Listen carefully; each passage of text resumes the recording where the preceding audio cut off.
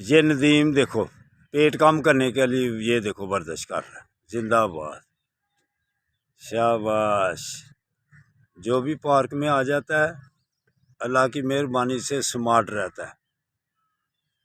पहले हम वॉक कर रहे थे, अब ये पेट कम करने वाली वर्जिश। जिंदाबाद, शाबाश शाबाश शाबाश।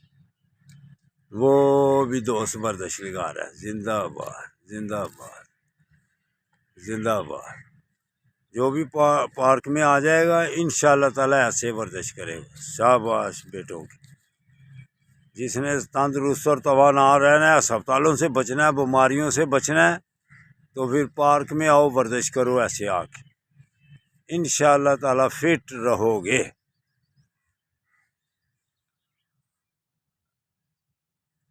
पार्क में आओ दोस्तों, तंदुरुस्त और तवाना रहने के लिए। अल्लाह हाफिज़।